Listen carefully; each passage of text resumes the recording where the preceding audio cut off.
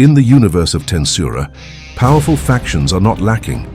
The demon lords, those titanic entities who dominate through brute force and charisma, the primordial angels, celestial guardians with near-divine power, or even the insectars, nightmarish creatures lurking in the shadows, form a complex chessboard of powers. Yet at the top of this hierarchy, one category of individuals transcends all others through their ultimate evolution, the awakened humans who have hatched their hero's egg. Among them, one name resounds like a legend across the multiverse: Masayuki, nicknamed the Lightning of the West, the most powerful hero of humanity. But then again, Chloe Aubert is even more monstrous. Don't hesitate to go watch the video dedicated to her right after this one, but don't be mistaken. His true strength is not limited to his martial exploits or his grandiose title. This timid young man, often underestimated, conquered the heart of Velgrind, the Scorched Dragon, a feat that speaks volumes about his hidden charisma. And if his modest appearance may raise a smile, his tumultuous past reveals a warrior capable of rivaling the most fearsome entities. Let us go back more than 2,000 years, to a time when Masayuki was not yet the Lightning of the West, but Rudra, Prince of the Kingdom of Nazca, the future Eastern Empire. At that time, Rudra was not an ordinary human. The original creation of Twilight Valentine, one of the first high humans, he benefited from exceptional longevity, defying the limits of mortality. But this was only the beginning of his ascension. By constantly breaking mental barriers and transcending his limits, Rudra reached the ultimate stage of human evolution. He became a divine human, an absolute rarity in the universe of Tensura. Only 5 individuals, including him, have ever reached this state, a feat that testifies to his determination and genius. But Rudra's true glory lies in another title, that of Chosen Hero, conferred by the element of light. This status, comparable to that of a demon lord seed, but for the opposing camp, is not granted lightly. Only the chosen of primordial entities such as Rimuru or the elements of light, darkness, or time can claim this honor. Once chosen, a hero's egg germinates within the soul of the chosen one, waiting to awaken in order to unleash power comparable to that of the true dragons, just like Chronoa, the incarnation of time travel, or Chloe in her time loop. Rudra, bearer of this egg, was the very first to be designated as a chosen hero, earning the prestigious title of Hero of Origins. From his very birth, Rudra nurtured a colossal ambition to establish peace in a world torn apart by conflict. Gifted with the unique skill Lord of Hero and chosen by the ultimate skill Uriel, he attracted the attention of Veldanava, the Star Dragon King, creator of the world. The latter, impressed by the young prince's potential, took him under his wing as a disciple. Veldanava, in his quest for balance, had created the demon lords to maintain order through fear. But a demon lord without a worthy opponent is nothing but a shadow without substance.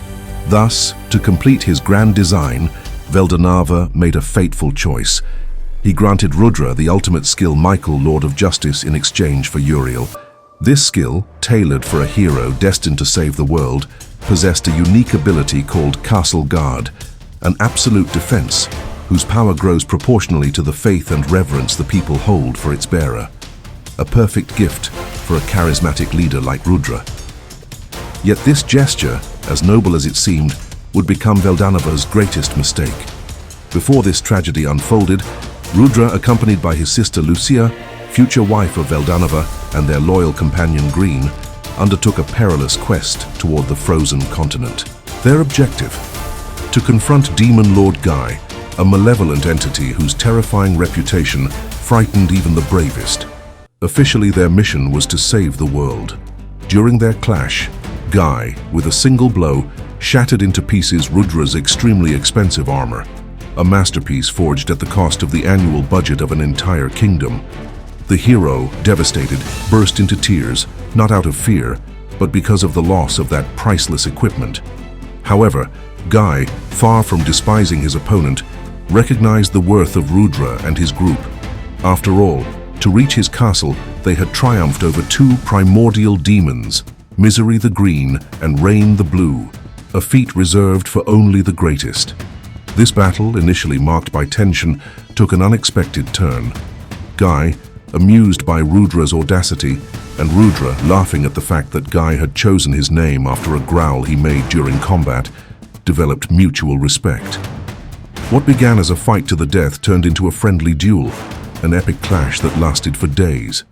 Meanwhile, Velgrind, the Scorched Dragon, observed the scene from Guy's castle, alongside her sister Velzard.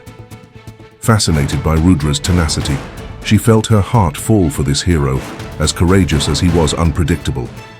But Guy, being a primordial demon, began to adapt to Rudra's skills, gradually gaining the upper hand. Tired of this battle that was losing its luster, Guy proposed a bold alternative. A game, a competition where he and Rudra would face off to determine who would rule the world.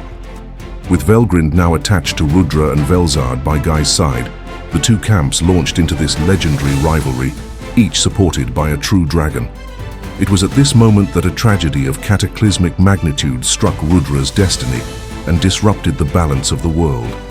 Lucia, Rudra's sister and Veldanava's wife, gave birth to Milim, an event that transformed the omnipotent star dragon into a mere mortal. Deprived of his immortality, Veldanava became vulnerable, his existence now subject to the relentless passage of time. For Rudra, this loss was a heavy blow but also a catalyst. Determined to honor the vision of his mentor, he redoubled his efforts to unify the world under the banner of peace, a dream that seemed increasingly out of reach. But fate, cruel and merciless, struck once again.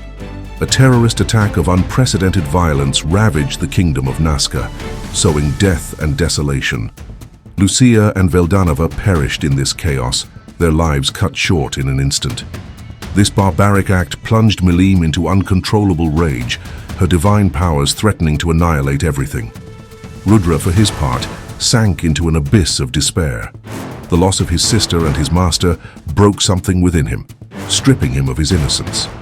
His spirit, once filled with noble ideals, was swallowed by a spiral of torment. Only his rivalry with Guy, this epic game for world domination, still gave him a reason to rise each morning. This deep trauma had an even more insidious consequence. The ultimate skill, Michael, which resided within Rudra, began to take control. This entity, far from being a simple weapon, possessed its own will, a burning desire to return to its true master, Veldanava. For Michael, Rudra was nothing more than a temporary host, a vessel tolerated only by Veldanava's command. But with the latter's death, Michael's loyalty toward Rudra crumbled. The skill then sought a new ally, a soul sharing its goal of resurrecting the Star Dragon. Its gaze turned to Feldway, the first primordial angel, a being of immeasurable power residing in another plane of existence. Feldway, consumed by the same desire to bring back Veldanava, had been attempting for centuries to penetrate the cardinal world. But his efforts were systematically thwarted by the demons, particularly Noir, the future Diablo. When the voice of Michael resonated across the dimensions, Feldway felt an immediate connection. At that moment, the skill had no name, being only an abstract entity. By naming it Michael, Feldway gave it an identity, causing it to evolve into a Manas, an autonomous consciousness capable of thought and strategy. Through a communication channel transcending worlds, a sort of cosmic network, the two entities forged a bold plan: to resurrect Veldanava. The first step, to make Rudra a perfect vessel for Michael. But Michael saw Rudra only as an obstacle. To accomplish its design, it undertook to corrupt Rudra's soul, seeking to take total control of his body. Rudra, far from naive, perceived the signs of this inner struggle. His body was weakening, unable to contain Michael's overwhelming will. Aware that his end was approaching, he opted for a desperate solution: reincarnation. Like a parasite, Michael clung to his soul, but each reincarnation allowed Rudra to temporarily repel its grasp. However, this choice had a terrible cost. With each cycle, a fragment of his soul detached, scattered across the multiverse. Each successive incarnation was shorter, for an incomplete soul offered less resistance to Michael. This inner battle, A silent duel between man and skill lasted for 2,000 years. But in the end, Rudra lost.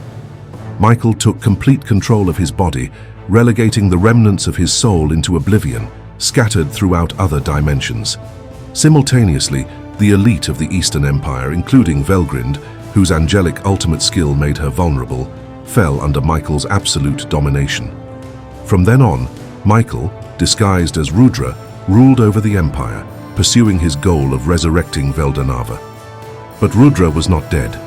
His soul, though broken, persisted in the form of fragments scattered across the multiverse. One of these fragments found refuge in an unexpected place, the world of the Otherworlders. Yes, a shard of Rudra's soul crossed the boundaries of fiction to incarnate in Masayuki Honjo, a 16-year-old Japanese high school student, as ordinary as could be. The resemblance between Masayuki and Rudra was striking, almost as if fate amused itself by emphasizing their bond. This young man led a mundane life, paced by classes and the small troubles of adolescence, until a surreal event turned his existence upside down. A woman of dazzling beauty, Velgrind herself appeared out of nowhere and kissed him. Before he could understand what was happening to him, Masayuki was thrown into the cardinal world, not through a classic summoning or reincarnation, but through a raw transfer, as if he had been teleported without warning. Arriving in this unknown world, Masayuki found himself helpless. Unlike other Otherworlders, he had received no skill from the voice of the world upon his arrival. Unable to understand the local language, he wandered, driven by a primal need to find something to eat. In a restaurant, he witnessed a disturbing scene. A young girl was being harassed by a burly man. Masayuki had no intention of playing the hero. All he wanted was to leave that place. But the crowd blocked the exit. By a twist of circumstances, he ended up face to face with the aggressor, convinced that his last hour had come. But then, a miracle occurred. The voice of the world, misinterpreting his gesture as an act of courage, granted him the unique skill, Chosen One. A skill of exceptional rarity, capable of rivaling ultimate skills. When Masayuki reopened his eyes, his opponent lay unconscious at his feet. Crushed by the power of his new skill, Chosen One was composed of 4 main abilities, each more impressive than the previous. The first, Heroic Aura, imposed an overwhelming domination. Anyone weaker than the user was instantly paralyzed, unable to resist. This aura could even rally enemies to Masayuki's cause, as demonstrated by the allegiance of some of his companions. The second, Heroic Blessing, granted phenomenal luck, guaranteeing almost systematic critical hits. An effect that could even extend to his allies, turning his group into a war machine. But the most remarkable aspect was the psychological effect of this skill. It transformed those around Masayuki into fervent admirers. No matter his actions, even the most questionable, he was perceived as the incarnation of justice and kindness, an irreproachable hero in the eyes of all. Masayuki's unique skill, Chosen One, a true gift from heaven or a disguised curse, bestowed upon him a supernatural charisma, worthy of the greatest legendary heroes. If you have seen Eminence in Shadow, think of Cid Kageno, capable of captivating anyone with a few well-placed words. Masayuki is somewhat the same, but without the manipulative side. The last 2 abilities of his skill, Heroic Charm and Heroic Action, further amplified this irresistible aura. Heroic Charm inspired anyone who saw Masayuki in action, sweeping away their fears and driving them to rally behind him, as if he embodied hope itself. Heroic Action, on the other hand, made him a universal role model, a beacon of virtue admired by all, drawing him incessant praise. In other words, it was a narrative armor, a quasi-divine protection that transformed every action, even the most trivial, into a heroic deed worthy of an epic tale. Physically, Masayuki was nothing like a colossus. He was neither a seasoned warrior nor an overpowered mage. Yet the entire world seemed ready to kneel before him, not because of his strength, but because he was the hero. An intangible but irresistible aura emanated from him, forcing admiration even from the most skeptical. But for Masayuki, This gift was a true curse. Being a fragment of Rudra's soul, the first hero certainly predestined him to become a true hero, a sine qua non condition for receiving a skill as rare as Chosen One. But Masayuki, a simple high school student thrust into a world he did not understand, had no idea how to master this power. Everywhere he went, whatever he did, praise poured in. He could simply walk down a street, and the crowd would cheer him as a savior. This constant adoration, far from flattering him, made him profoundly uncomfortable. A striking example of this dynamic took place during the Ingrassia Coliseum tournament. Masayuki, who was no fighter, found himself propelled to the forefront of the stage. Without even lifting a finger, he crushed his opponents, not by his strength, but because they, overwhelmed by his heroic aura, found themselves unable to seriously challenge him. Every battle turned into a demonstration of his charisma, his opponents either collapsing in admiration or sabotaging themselves. This situation, as absurd as it seemed, became the norm for Masayuki. He could not engage in a conversation without his interlocutor showering him with exaggerated praise, to the point that he eventually resigned himself to this life of an involuntary idol. Thus, he earned the title of Flash of the West, a nickname that, though impressive, did not truly reflect his own merits. However, one day, he crossed paths with someone impervious to his charm. Yuki Kagurazaka, the Guildmaster, nicknamed by some the Rat for his schemes. Yuki, also a Japanese transported into this world during his adolescence, shared troubling similarities with Masayuki.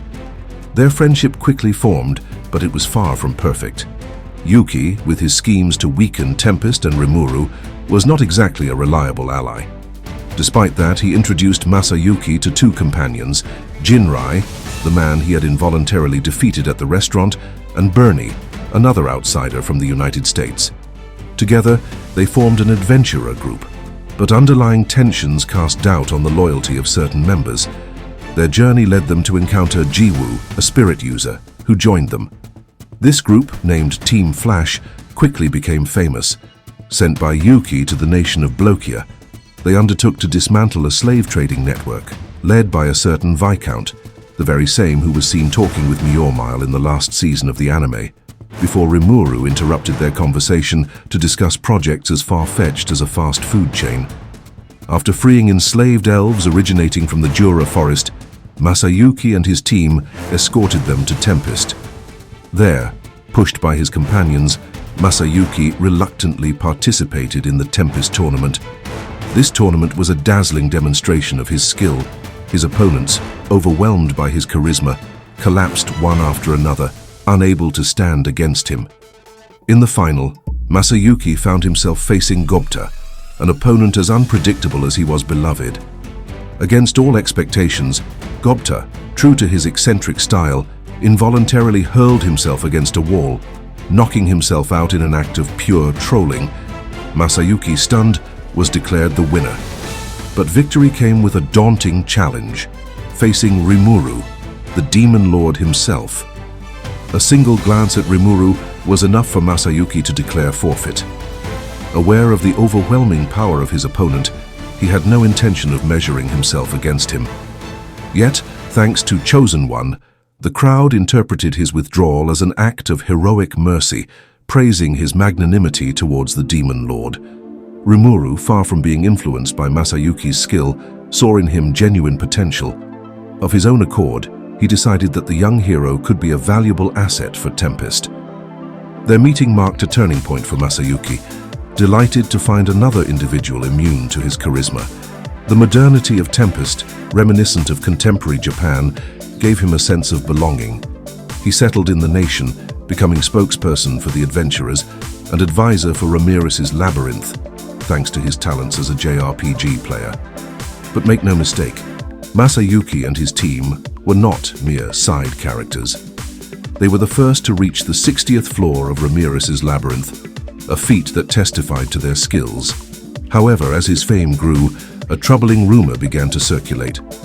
Masayuki bore a strange resemblance to the Emperor of the Eastern Empire. While many saw this as coincidence, the truth was far more complex. Even Michael, who had triumphed over Rudra after 2,000 years of struggle, was unsettled by this reappearance. How could Rudra, or rather his soul fragment, resurface in such a different form? When the Eastern Empire launched its invasion of Tempest, Masayuki became a priority target. Feldway, accompanied by the primordial angel Kornu, set out in pursuit of him. Facing this threat, Masayuki's team, supported by Venom, the most loyal servant of Diablo, and Calgurio the vampire, fought desperately to allow him to escape. The death of Masayuki would have broken the morale of Tempest's defenders, for despite his physical weakness, his mere presence galvanized the crowds. He was their hero, their symbol, and perhaps even their favorite streamer. Yet, at the critical moment, Masayuki hesitated. Leaving his companions behind went against everything he was, soul fragments of Rudra or not. This hesitation gave Feldway the perfect opening to strike. At the very moment when Masayuki, driven by a surge of courage, decided to turn back to help his companions against the imminent threat, the voice of the world resounded in his mind. An unexpected proposition was offered to him to evolve his unique skill, Chosen One, by adding a new ability, Heroic Recourse. This aptitude made him a magnet for heroes, drawing to his side those who carried within them the fabric of legends. Yet, in that moment of crisis, Masayuki doubted its usefulness. How could such an ability protect his friends against an opponent as formidable as Feldway? As the primordial angel raised his sword to decapitate Bernie, who had interposed himself to defend Masayuki, a metallic clash resounded. A blade opposed Feldway's. Cronoa, the adult form of Chloe, had just appeared, her mask falling to the ground in a dramatic burst. The duel that followed between Feldway and Cronoa was of such intensity that their movements became imperceptible to the spectators below. Their swords clashed at a speed defying comprehension, creating shockwaves that shook the air. But this battle, as spectacular as it was, quickly turned to Cronoa's disadvantage. As the wielder of the ultimate angelic skill, Sariel, Lord of Hope, she was vulnerable to the absolute authority of Michael. Feldway, exploiting this weakness, subjected her to his control. Cronoa collapsed, murmuring in a broken voice, "I am Sariel, Lord of Hope, at your command, Lord Michael." Overestimating his victory, Feldway, in an excess of confidence, ordered Cronoa and Kornu, another primordial angel, to eliminate Masayuki. Believing that no worthy opponent remained to protect the hero, he left the dungeon to rejoin the surface, leaving behind an explosive situation. And Masayuki, what was he doing? In the midst of this chaos, as Cronoa drew her sword to end his life, he admired her beauty. Yes, as death stared him straight in the eyes, Masayuki, true to his character, was lost in the contemplation of Cronoa, whose broken mask revealed a face of striking beauty. By the way, Cronoa is the cutest waifu in Tensura. If you disagree, then put your favorite waifu in the comments.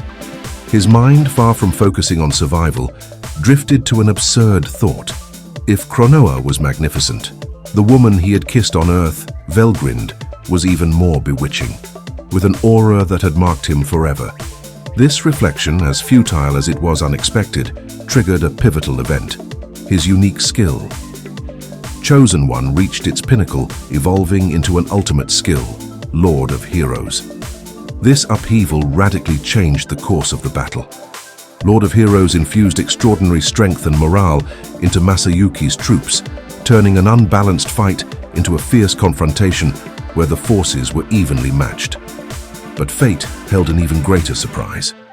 At the same moment, Rimuru, after having triumphed over Veldora and concluded a truce with Velgrind, used the powers of Ciel to open a soul corridor, allowing Velgrind to join Masayuki. The incandescent dragoness, whom Masayuki regarded as the most beautiful woman in the universe, appeared before him, embracing and kissing him with a passion that made the air vibrate. With a single blow, she struck down Kornu, the primordial angel, demonstrating her overwhelming power. As she prepared to attack Cronoa, something unexpected happened. Cronoa, strong from thousands of years of experience across multiple worlds, resisted with all her might against the control of Sariel and Michael. her inner struggle paralyzed her, rendering her incapable of acting. Masayuki was saved, and as the cherry on top, he had just won Velgrin's heart. A true fairy tale. But Velgrin's story did not end there. In Volume 17, she embarked on an epic quest across the multiverse. Thanks to her ultimate skill, Cthulhu, Lord of Divine Flames granted by Seal, Velgrin could travel through dimensions and timelines. Her goal? To find the soul fragments of Rudra, scattered across countless worlds. She lived entire lives in each universe, bonding with the bearer of these fragments, becoming in turn their lover, their goddess, or their ally. She accompanied them until their deaths, gathering each fragment with unwavering determination. These worlds varied immensely, from barbaric kingdoms, alternate versions of our Earth, and even Rimur's original dimension. In several of them, Velgrin became a divine figure, preventing internal conflicts or invasions by the Spectre race from destroying those realities. After an immeasurably long journey, she managed to gather all the fragments except one, the central fragment. She finally found it in Japan, embodied in Masayuki Honjo, a high school student whose resemblance to Rudra was striking. Unable to contain her emotion after centuries of searching, Velgrin approached him and kissed him. This act triggered the reunification of the soul fragments, bringing back Rudra, but not entirely. Rudra's memories did not fully return to Masayuki. Only his powers, his status as the chosen hero, and his elected skill were restored. Thus, Masayuki, now more than just a human, was propelled into the cardinal world, closing a complex time loop where space and time distorted across dimensions. The truth finally came to light. Masayuki was the reincarnation of Rudra, though deprived of his initial memories. When Michael and Feldway vanished at the end of the war between the Eastern Empire and Tempest, the world recognized Masayuki as the legitimate successor of the Eastern Empire. Thus, he became Masayuki Rudra Namul Naska, the new emperor, a title he accepted reluctantly, pushed by universal admiration. But did Masayuki ever regain Rudra's complete memories? The answer is yes, but in an unexpected way. Thanks to Lord of Hero, he gained the ability to restore the souls of fallen heroes, absorbing their memories and powers. In Volume 19, during a decisive clash against Feldway, Masayuki summoned an army of legendary heroes, including Granbel Rosso and even his own past self, Rudra himself. By fusing with Rudra's soul, Masayuki temporarily became the very first hero, compensating for his physical weakness with unparalleled spiritual power. In that instant, he was the strongest in the world, surpassing even Feldway. This fusion briefly restored Rudra's memories to him. But once Rudra's soul departed, Masayuki became himself again. A humorous detail is that he could not resist touching Velgrin's boots immediately afterward, a gesture far too trivial for the noble Rudra. Meanwhile, Rudra's original body, possessed by Michael, waged a titanic battle during the Tenma War. Michael first crushed Diablo, the primordial black demon, thanks to his ability to stop time, then defeated Sue with the same ease. When he confronted Rimuru, a single use of time stop was enough to neutralize him, reducing him to shouting that it was cheating. Defeat seemed inevitable, but Chronoa once again intervened. In this suspended world, she challenged Michael, saving Rimuru at the very last moment. This battle allowed Ciel to perfect her understanding of information particles, initiating Rimuru's evolution into a digital entity. Ultimately, Chronoa used her fate reversal technique to destroy Rudra's body, reducing Michael to the state of a skill. In a poignant gesture, she passed Michael to Rimuru through a kiss. Upon merging with Rimuru, Michael felt a familiar warmth, as if he had reunited with Veldanava, his true master.